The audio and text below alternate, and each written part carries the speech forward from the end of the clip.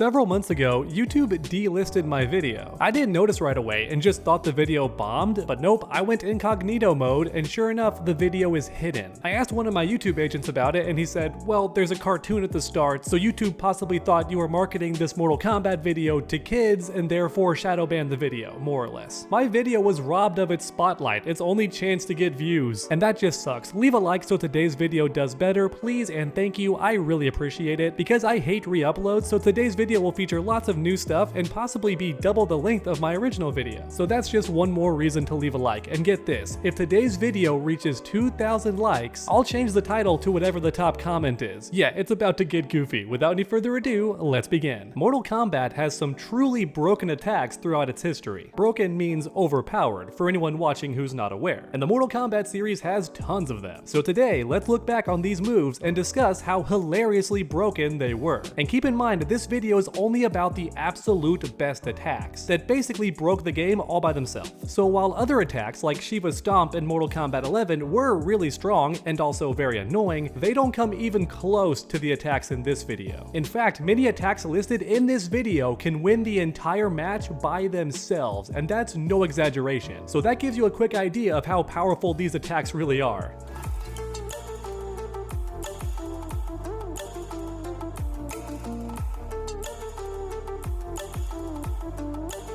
First up is Meat's throw in Mortal Kombat Armageddon. It's not his universal throw, it's a unique attack only available in his wrestling stance, and oddly enough it's only one button, which is also bizarre, a one button command grab, kinda crazy. And if landed mid-screen, this move is nothing too crazy. There are some situations where you can guarantee it, like after his 2-2-2 string, however in a game like Armageddon that's nothing too crazy, but once you corner the opponent, they lose the game, and I'm not joking, because this throw loops into itself. You can even mash the button, the timing is perfect, and the opponent has no way of escaping it, because Armageddon has no wake-up attacks, so the opponent has no way to interrupt this move, and it's unblockable, so they can't guard against it either. And even though this game does have a delayed get-up function, some attacks disable this ability, and your character gets up at the same time no matter what you do. And guess what? Meat's throw does that too. The opponent has to get up and eat that throw every single time. Or like mentioned earlier, Meat just wins once he lands this move in the corner.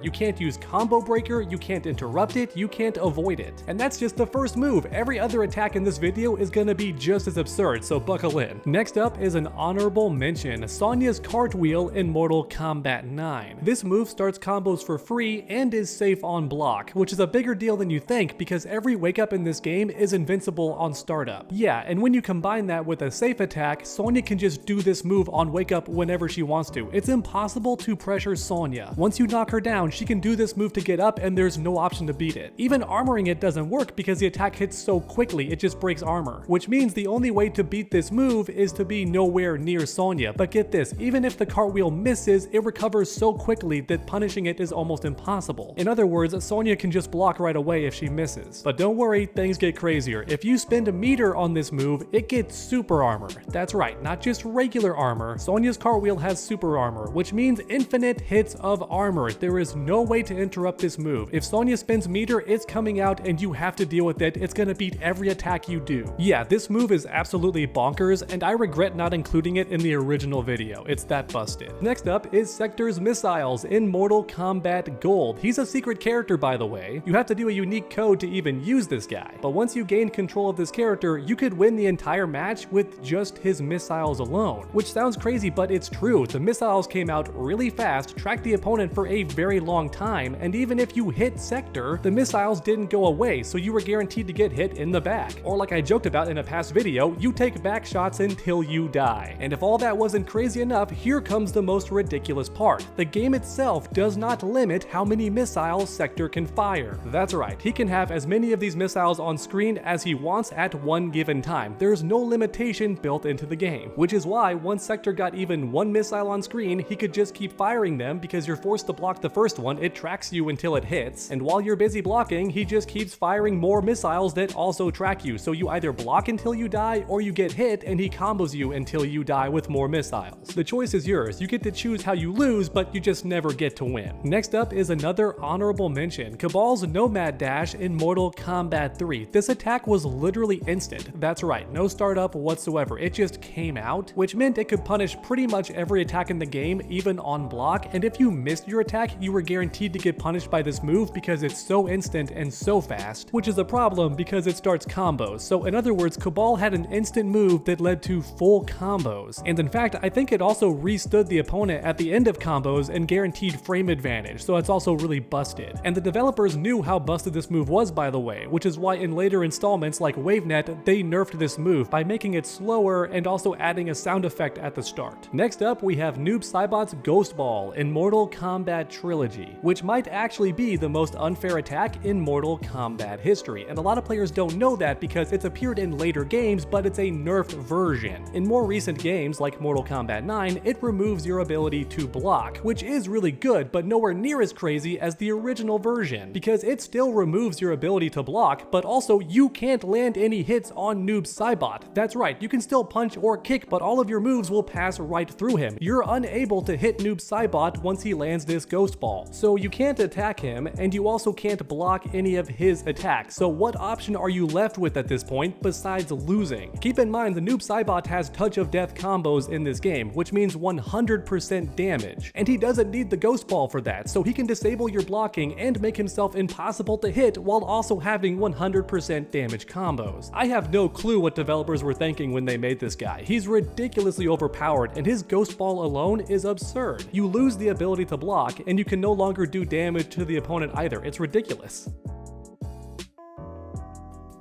Alright, it's time for another honorable mention, Raiden's teleport in Mortal Kombat 9. Before getting nerfed in a later update, this teleport was instant, and I mean literally instant, 0 frames on startup. And if that sounds crazy to you, you're right, because this teleport could escape any gap in a string or a move, and I mean literally any gap, including unintentional gaps that were not meant to be escapable, but Raiden could just get away because his teleport was instant, and guess what, it puts him right behind the opponent, which means a guaranteed punish every single time, and this teleport was meterless. That's right, so a smart Raiden player would know exactly when he could escape your strings and just punish you for a full combo. No other character in the game could do that, by the way. Only Raiden had this perk, and it made him very broken in the first couple weeks of this game. But then on top of all that, the attack recovered instantly. That's right, in other words, even if you knew the teleport was coming and tried to punish Raiden for doing it, you couldn't, because he could block immediately after teleporting. The best you could do was force Raiden to block, and hopefully your character had plus frames or frame advantage. That was honestly the best case scenario, which is crazy to think about. This teleport is extremely busted, or at least it was until NetherRealm nerfed it. Next up is Serena's knife toss in Armageddon. As you can see on screen, it's an extremely fast projectile. You can spam this thing as fast as your fingers can move, and you're gonna keep getting knives. They're that quick. In fact, this might be the most spammable projectile in Mortal Kombat history, which is already nuts, but not the reason this move is broken. The knife toss can do a crazy amount of stuff, and it's just ridiculous. For example, it guarantees a throw. Yeah, look what's happening on screen. I'm miles away from the opponent, as far away as possible, and yet I can throw the opponent when the knife hits them. Isn't that crazy? Like, why is Serena teleporting to the opponent to throw them? Why is that possible? Then on top of that, the knife toss is immune to combo breaker. That's right. In other words, the opponent can't use combo breaker on these knives. Then on top of that, these knives can ring out. That's right. So if Serena launched you and then started throwing knives, the ring out was pretty much guaranteed. You can land around 3 or so knives on an airborne opponent, which meant Serena could launch you and then just start throwing knives and guarantee ring you out because the combo breaker did not work on these knives. Yeah, this move is nothing short of ridiculous, and keep in mind Armageddon is stuffed with ridiculous moves, but this knife might be the best in the whole game. But real quick, I wanted to give an honorable mention to Mileena's ball roll in Mortal Kombat 4, because this move is also pretty close to being broken. At the very least, it's ridiculously strong. Not only is Mileena's ball roll roll extremely fast and also goes under a bunch of projectiles in the game, which means you can just avoid zoning at all times. And it can also whiff punish nearly anything because it's so ridiculously fast, and Mileena gets so low to the ground that she's almost impossible to hit while ball rolling. All of that's really good already, but check this out on screen. The ball roll combos into itself multiple times for maximum damage. That's right, Mortal Kombat 4 had a mechanic to avoid touch of death combos. After the opponent took too much damage, the game would forcibly knock both players away and say maximum damage on screen and kind of reset the neutral. However, Mileena's ball roll does that all by itself. Imagine how busted this move would be in modern Mortal Kombat. How much players would complain online when they lose 40% health to a single move over and over again during the same combo. Yeah, Mileena's ball roll is pretty close to winning the entire match by itself, which is why it's an honorable mention. Since you can block the move and then punish Mileena for a full combo, there's no way to guarantee the move lands or force it on the opponent. It's just really good when it does land. Alright, next up is Sonia's leg grab in the very first Mortal Kombat game. That's right, the original, baby. And anybody who's watched my channel for a while knows where I'm going with this. If you landed Sonia's leg grab to interrupt the opponent's move, then you would actually disable their ability to block as they were standing back up, which is unintentional by the developers. It's not a feature that's meant to happen when she lands the leg grab, but it does occur. If you tried to attack Sonia and then got leg grabbed, you would lose your ability to block as you got back up, which meant Sonia could walk over and do the leg grab again and just keep repeating the leg grab until you died. Or in other words, Sonya Blade could win the entire round with this one move alone. She did not need any other attack to beat you, which on the one hand, it is the first Mortal Kombat game, so it makes sense the developers would make some mistakes. However, on the other hand, it's wild how one of the most overpowered moves in Mortal Kombat history happened in the very first game. I find that super interesting. But alright, now it's time for the most recent Mortal Kombat game. That's right, Mortal Kombat 1, baby, because Ghostface had an infinite. That's right, or rather, he could disable your ability to block during a reset, which guaranteed the next combo, and then the next combo, and then the next combo until you died, which is definitely very unfair. Now, other characters in the game could do this, but Ghostface was remarkably consistent. He could do it every single time because the timing was not difficult. Now, thankfully, the developers have removed this glitch, so I can actually tell you how it happens.